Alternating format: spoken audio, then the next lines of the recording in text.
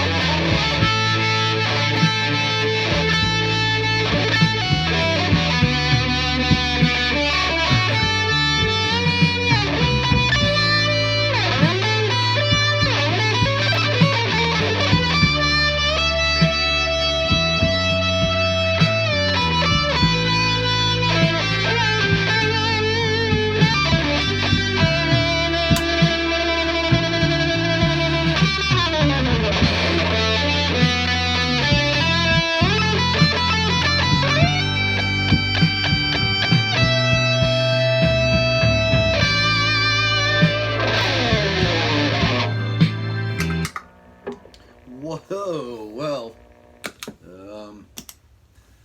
do apologize. I know people are getting bored of me playing the same tracks over and over.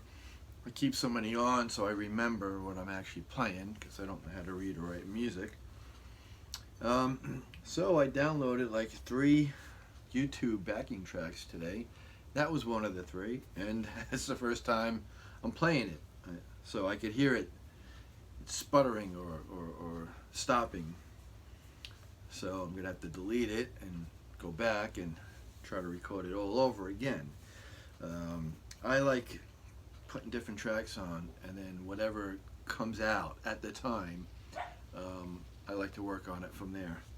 And then if I like what I hear, then I keep that going. But enough about me. Enough of me talking about me. Now you stop talking about me. No. Ugh. Dum-dum. So, this is a Harley Benton, and believe it or not, this is not a B stock for a change. Why is it not a B stock? You always buy B stocks. I know, I'll tell you in a minute. The reason why is this was Harley Benton single cut 400 SGT. I don't know what that stands for. Sergeant? Classic Series single cut guitar. This was $119. Yeah, I wish there was an echo in this room. $119, dollars. I can't get over it. Again, Harley Benton, man, they are knocking it out of the ballpark. Classic, vintage style headstock, along with the tuners. And all I did, kid you not, I took it out of the box, brand new. I peeled the plastic only off the pickups. There's nothing on the pickguard that I can tell. And I tuned it up. So that was it. Nothing else have I done. I didn't adjust the pickups. I didn't adjust the neck. Didn't do anything. Right out of the box, brand new, $119. Now, the new one, what did the brand new one go for? A brand new one, no, sorry, B-stock, this is brand new. B-stock that they wanted was almost the same price for B-stock. I think I was saving maybe $9. I believe I found one B-stock, and it may still be on there, $109. So this is $119. I paid $10 more to get a brand new instrument, something that I don't have to look it over with a fine-tooth comb to see why is it a B-stock. I did get another one with this that was a B-stock, and again, I found nothing wrong with that one. That'll be another video, another Telecaster with mini humbuckers. So I only got this because I always liked the gold top. I always came close, and when I mean close, I mean like this close to buying the gold top. The last time I went to buy an actual Gibson gold top, it was like a 60s. It was gone. So I've seen it, I played it, put it back on the wall, I left, I came back the next day, it was gone. So yep, I blew it. The neck pickup needs to be brought up just a bit, and the action needs to be brought down just a bit. However, I was playing this thing with just a tune-up. I could hear that when I started coming down past the 12th fret, I could hear that the intonation is gone. The intonation is completely out of tune. All of the strings. Yep, E, A, and I think it gets worse as it goes. D, yeah, come on. G is way out of there. That's what I thought. B and E. The intonation is toast. Well, not toast. It needs to be adjusted. This is the first time I saw Untethered. The screws on this end of a Les Paul style instead of over here. For some reason it's easier to get to over here because over here you've got the string angle and you've got the tailpiece. So I can almost guarantee that when I do restring it, because these aren't the Diodario strings, that's how you pronounce it, by the way. I've been to the guy's warehouse on Long Island, New York, Diodario, and they're just, I guess for the price of the guitar, which you can't blame Tomans, they're regular, cheapo strings. So when I do restring it, I'll probably, no doubtedly, just get a roller bridge. They're only 20 bucks from Amazon. And put a roller bridge, each saddle has a roller, and face it this way so it's easier to adjust the screws.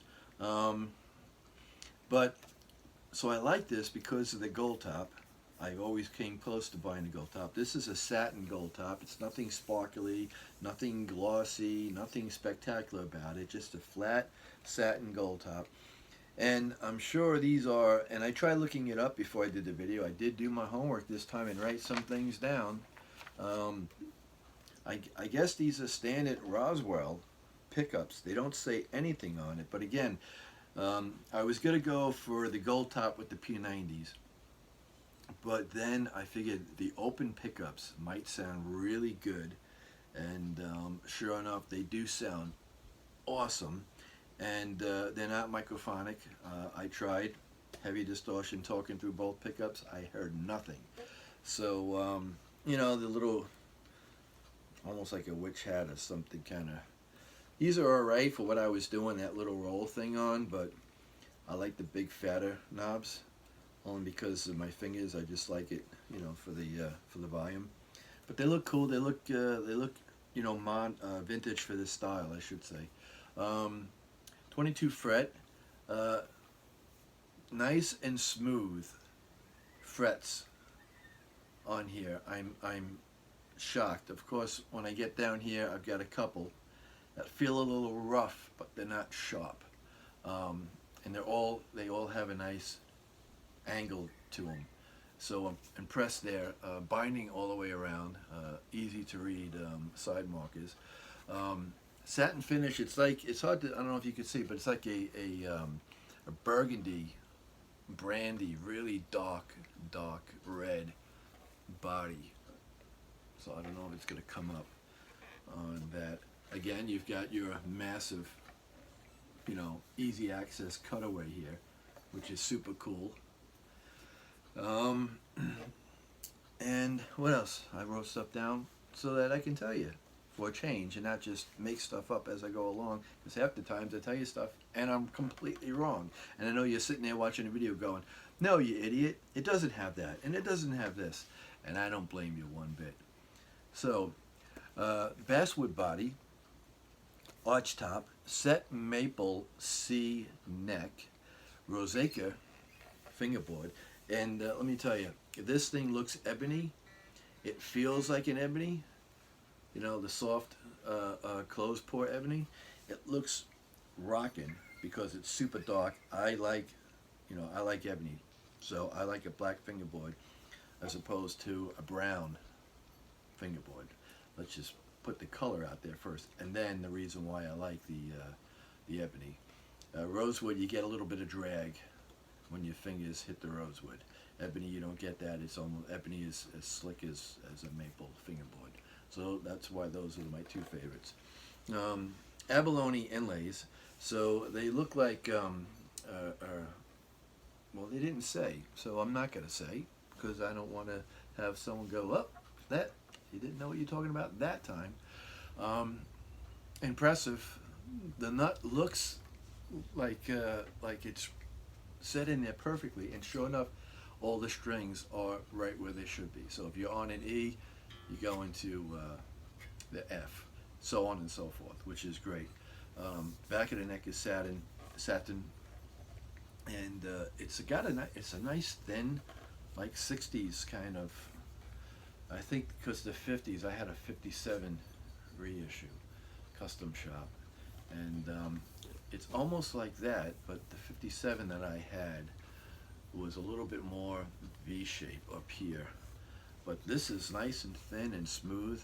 You know, you could just see the quality on this guitar. It blows my mind. $119, brand new, with no issues whatsoever. And it, you know, I thought that it would have the plastic on the back as well. Nothing, just two pieces on the pickups, and that was it. It sounds good, it plays good, and if you want to, you know, if you want to save $10, the other one might still be there, $109 for B stock, which, you know me, that's you know, that's my go-to. So this is like, you know, for $119, this could be like a beater, a throw around, something that you don't really worry too much about. The more you beat it up, the more vintage it's gonna look, you know. But let me tell you, I just, you know, I think if anyone's thinking about buying one of these, and they're just learning about the Harley Benton brand that's been around for a long time, out of Tolman's from Germany, and they go to the American website, not the British website, or the German website, and you're a little apprehensive. There's so many videos on these guitars now, you know. I'm way behind, finally catching up 420 bucks, man, you can't beat it. And again, you know, I've had high-end guitars, and I am just loving this thing. You know, it's super cool. So that's that. Oh, and the other thing is 43 millimeter nut. Most guitars are 42. So this is great because I got big, fat, chunky fingers, and I'm not a chord player at all. I'm more of just a lead player. I don't know what I'm doing. I don't even know what chord I'm playing right now. But because it's so fat, I can do all that, and my fingers aren't bleeding into the other string and causing that, you know, that buzzing sound. So I love that. It's almost close to a classical neck, the 43 millimeter nut. So totally wanted to put that out there as well. So yeah, that's it, people. I hope you enjoyed the video. Have a good day and a better tomorrow. And you think this is going to work?